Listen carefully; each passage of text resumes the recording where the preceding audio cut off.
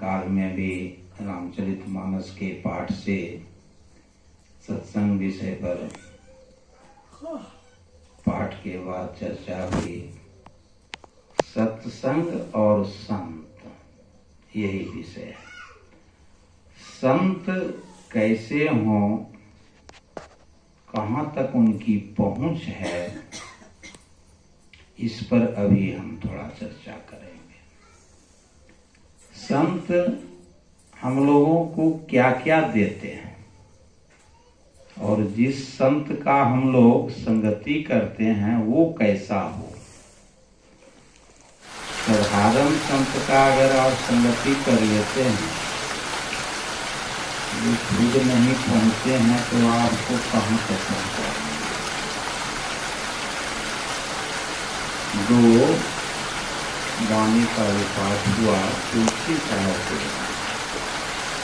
उन्हें हम लोग और हमारे स्वामी लिंगेश्वर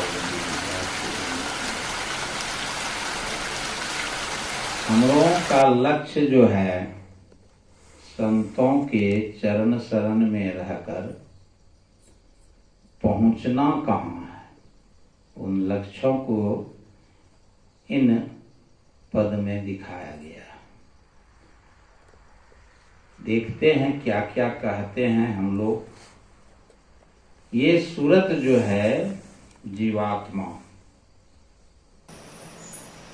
अगर संलग्न हो जाए परमात्मा से, तो यह जो चक्र है जन्म मरण का, यह छूट जाए। और इसी के लिए हम लोग संत महापुरुष ऐसे पकड़ते हैं जो अंतस साधना में लीन है, अंतर के अंतिम तह में पहुंचे हुए। ऐसे संतों को पकड़कर ही हम लोग भी अंतर में प्रवेश कर सकेंगे। सिर्फ बाहर में भटकने वाले संतों को आप पकड़ेंगे तो बाहर ही भटकाकर अपने भी डूबेंगे और आपको भी ले डूबेंगे। उससे सावधान होने के लिए इस पद का आज सहारा लिया जा रहा है कि वो कैसे खेलते हैं होली। अनहद ध्वनि में लीन रहते हैं। वो मधुर ध्वनि जो है वह क्या करता है, आपका आस रूप पाप के अबीर उस होली में उड़ जाते हैं। ये सांसारिक जो होली है, इसमें क्या होता है, खुशियां मनाते हैं और कुछ नहीं होता। और हम लोग आशा, नहीं मिलने पर निराशा, इसी के बीच में लटके हुए। आशा क्या है, संसार में भजन को छोड़कर, सत्संगति को छोड़कर कहाँ पड़े हुए हैं हम लोग, धन कमाने में, वैभव कमाने में, और फुर्सत भी नहीं है कि सत्संग में अपने शरीर को भी रख सके। इसके लिए कहते हैं यह संतों के संग से है। यह आशा आपका जो है सो, यही जो है, जितनी आसक्ति होगी उतना जो है आप सटे रहेंगे संसारिकता से। संसारिकता जब तक दूर नहीं होगी, आशा को नहीं छोड़ेंगे, तब तक कुछ हाथ नहीं लगेगा। इस आसक्ति को छोड़ना है। और यही जो है संत महापुरुष जो पहुंचे हुए हैं, वो तीनों गुणों से ऊपर हैं।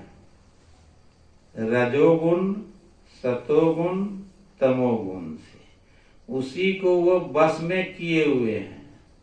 वही गुलाल, वही अबीर उड़ रहा है वो, जहाँ संतों का होली हो रहा है। उस होली से हम लोगों को जुटना है, मिल जाना है।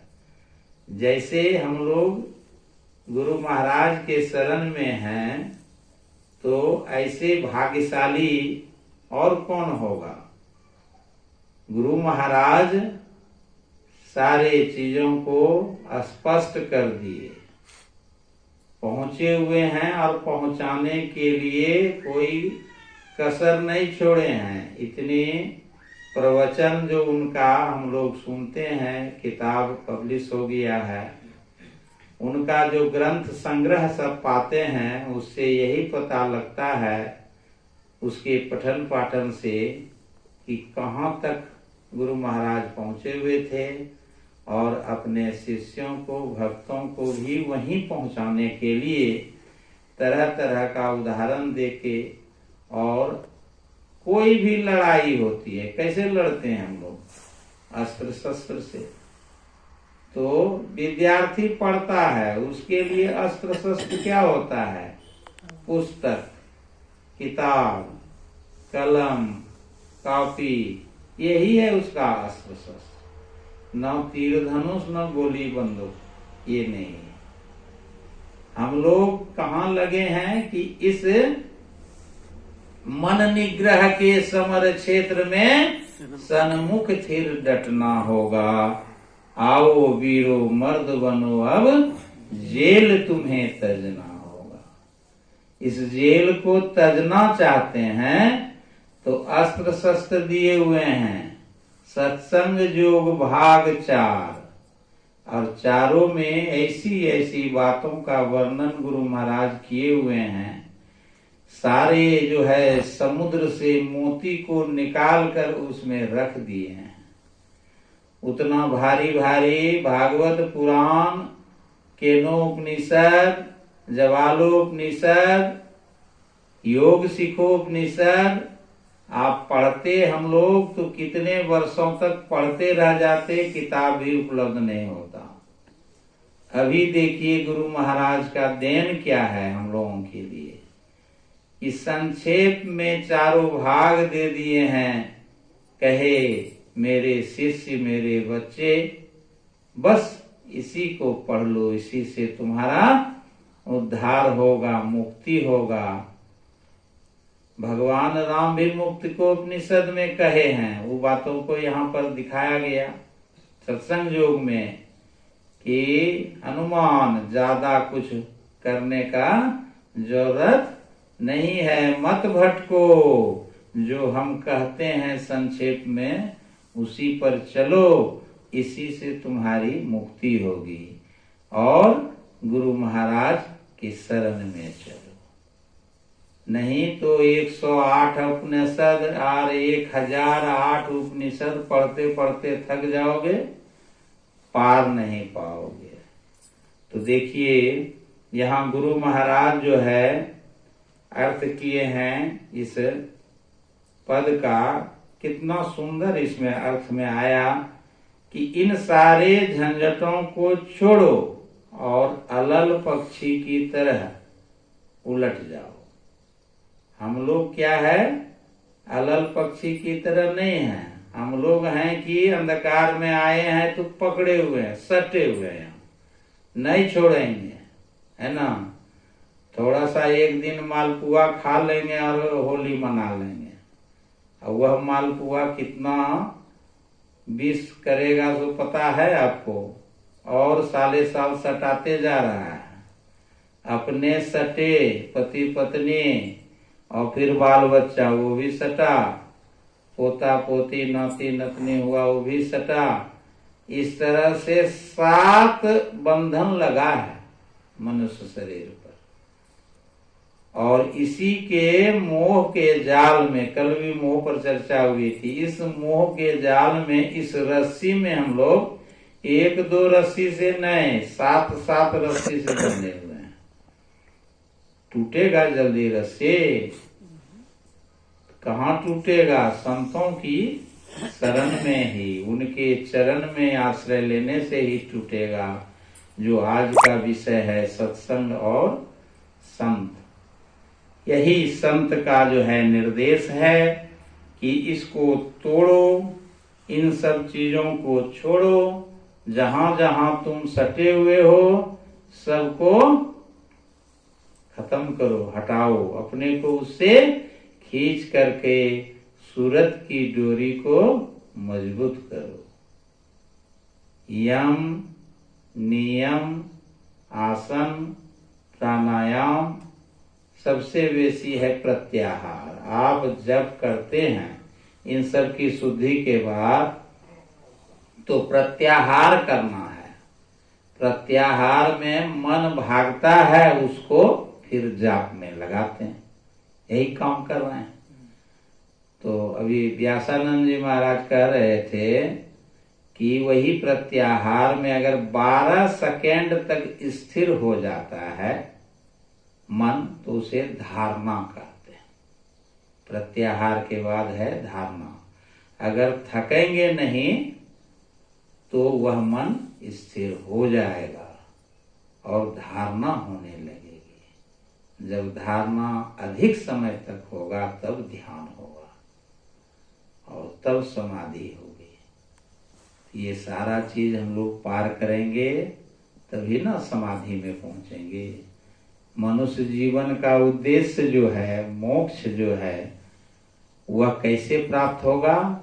पहला तो गुरु महाराज का हम लोग आशीर्वाद पाए, दीक्षा लिए नहीं, दिए हैं, ये हमेशा ख्याल रखिए। गुरु दयाल, दया करी दिए भेद बताई, महा अभागी जीव के दिए भाग जगाई। हम लोगों पर दया है, गुरु महाराज का कृपा है, तभी तो दीक्षा दिए हैं। नहीं तो कितने भटक रहे हैं, तरह तरह के बहाना बना रहे हैं, या उनका समय पूरा नहीं हुआ है इसीलिए भटक रहे हैं। तो हम लोग इतने कृपा पात्र हैं गुरु महाराज का।